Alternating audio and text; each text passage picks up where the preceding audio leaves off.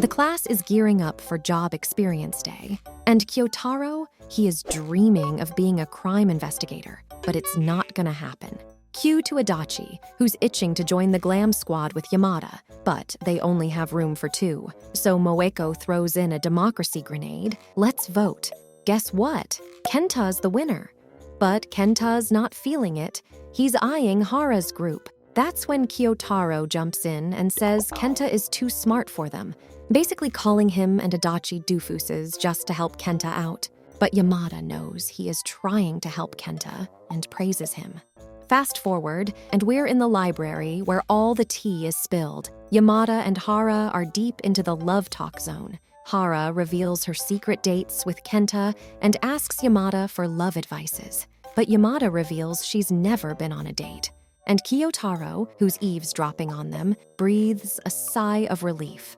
Later, Yamada starts showing Hara what a couple usually do on dates, and it reveals Hara's secret stash, a chocolate pie, annihilating her "I'm on a diet" facade.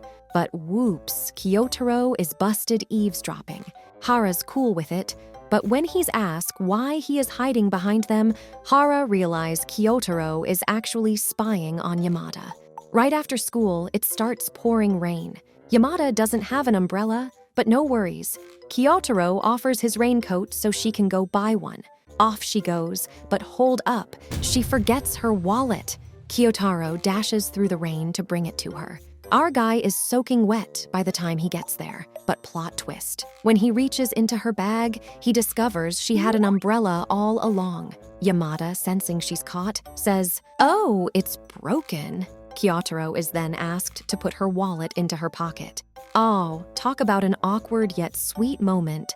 But get this, Kyotaro later finds out the umbrella isn't broken at all. So why all the theatrics? Well, Yamada just wanted to hit up the store and buy some snacks to share with him. Yup, she's got a soft spot for him too, and Kyotaro likes her even more. It's the day of the workplace visit. The class decides to head to a manga publishing company, and you could almost see the excitement buzzing in the air.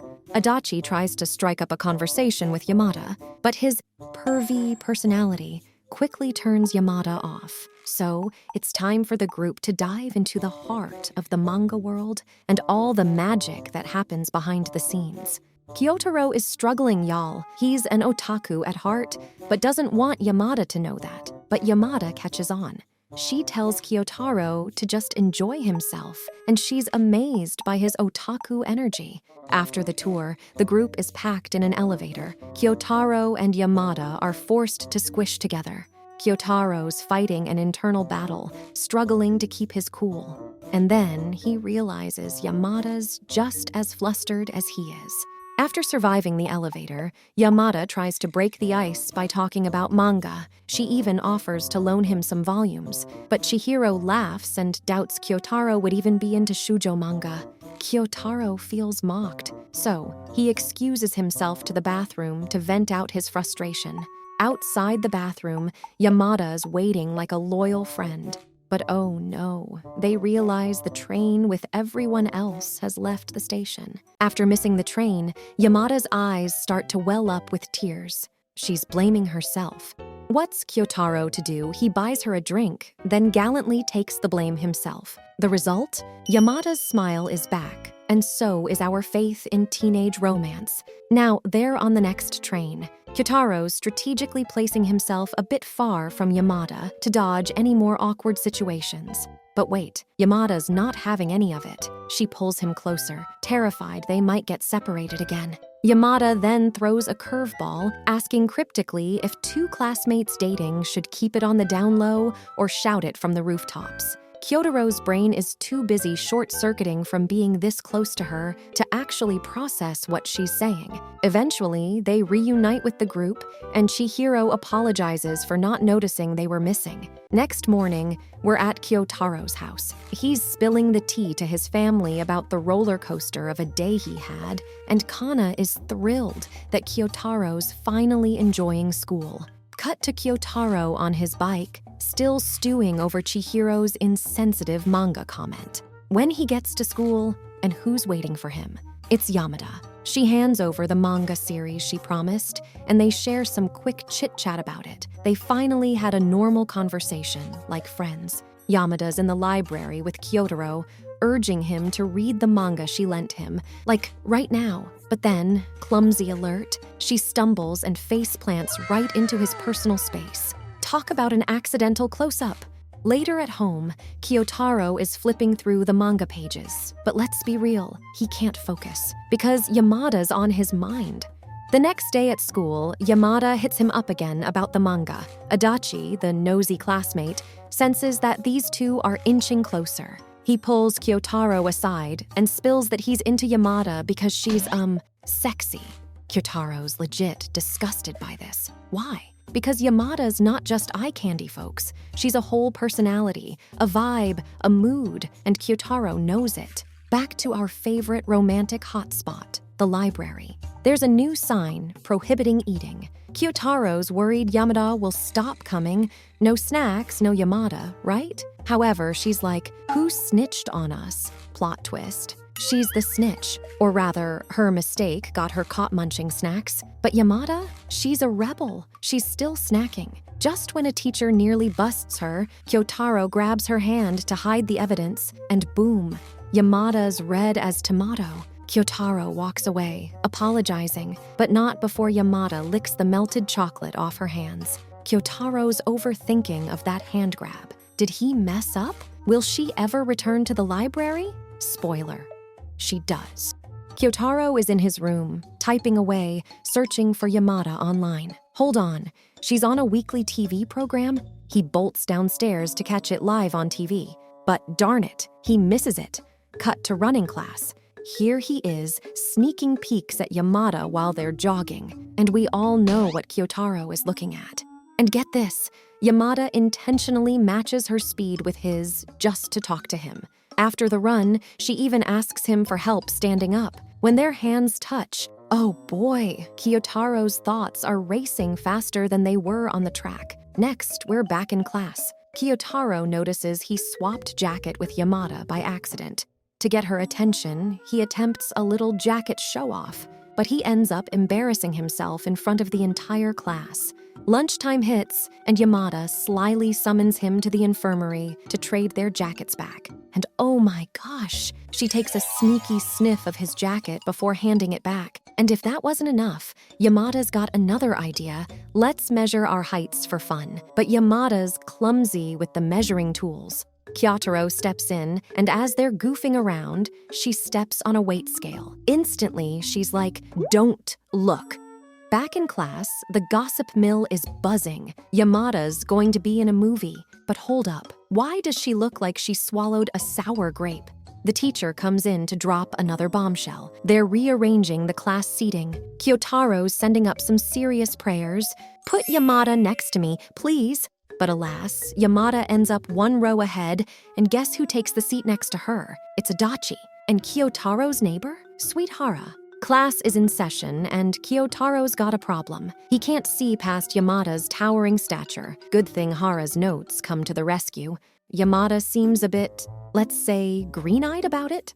After class, Kyotaro, trying to clear the air, tells Yamada, "You're the only one I see." Cue misunderstandings and red faces all around. Cut to the library, it's revealed that Hara arranges for a seat swap. Yamada now sits behind Kyotaro. Crisis averted. The conversation then shifts to Yamada's upcoming movie gig. Turns out it's a smaller role than what everyone's been raving about. No wonder she wasn't throwing a party. Then comes a curveball. She needs to practice her line for the movie. It's calling someone a creep. What better place for privacy than a cramped cupboard? As they huddle in, Yamada spills that the movie won't premiere until they've graduated. Kyotaro promises to watch it regardless. She leaves, saying, "I can't call you a creep anymore." Oh. Kyotaro returns home, flicks on the TV, and there's Yamada. But like the movie, her role's smaller than a pebble. Weirdly, Kyotaro feels relieved. Maybe he likes knowing that stardom won't whisk her away just yet. The next day, Chihiro is absent due to a cold. Yamada takes it upon herself to draw a diagram of body parts that are touch allowed for her friends. Kyotaro's curiosity is piqued. He sneaks a look at Yamada's bizarre diagram and mentally notes it down. Chihiro is back the following day, and guess what? She's in the library with Yamada. She spills the tea to Kyotaro. Yamada can't stop talking about him. Cue the awkward, adorable blushing from Yamada. Chihiro even tells an off-the-wall story about Yamada trying to wipe ice cream off her face with more ice cream. Kyotaro cracks a smile, surprising Chihiro. Yep, Kyotaro is changing, and for the better. The day of the parent-teacher conference, Kyotaro finds his mom sitting next to Yamada and her tiger mom. He feels the pressure, and so does his own mom. Yamada figures out that the woman beside her is Kyotaro's mother. The moms even exchange candies, an adorable moment between them. As they leave, Yamada overhears Kyotaro's mom gushing about her beauty, and he agrees. He's absolutely mortified. In the library the next day, Yamada's giddy about the candy she got from Kyotaro's mom. Kyotaro senses Yamada inching closer, emotionally and physically. She asks him for homework help, and in the middle of it, almost gets busted by a teacher for having sweets. Remembering Yamada's touch-allowed body diagram, Kyotaro leans in to whisper a warning into her ear. Yamada becomes so flustered, she falls right off her chair. Later, she updates her body diagram, marking ears as a no-go zone. Riding his bike in the rain, Kyotaro bumps into Yamada. He forgot his raincoat, so Yamada rescues him by placing a plastic bag over his head. It's so awkward yet sweet. As they part ways, Kyotaro finds something. Yamada left a bag in his bike basket, tampons. He speeds back to return them, only to discover they were actually for Yamada's mom. At home, while scrolling through Yamada's social media, he drifts into sleep and has a strange dream about her. He wakes up with a cold and has to skip school. Yamada shows up after school to bring Kyotaro some ice cream. In an impulsive moment, he invites her in for tea. But then he realizes he's still in his PJs. Rushing upstairs to change, he passes out. Yamada to the rescue. She puts his clothes on for him. But here's the kicker. She can't resist hugging him while he's in his delirium. When Kyotaro wakes up, he's in different clothes and wonders if he dreamt the whole thing. That is, until his sister hands him a get-better note from Yamada. His mom confirms Yamada did visit and was concerned. When he returns to school, he notices Yamada has a mild cold but doesn't connect the dots. She caught it from their hug, and he's clueless. So there you have it, folks. A sequence of awkward events that keep pushing Yamada and Kyotaro closer. The question remains, will they ever confess their true feelings? Only time will tell. Until next time, stay tuned for more awesome recaps.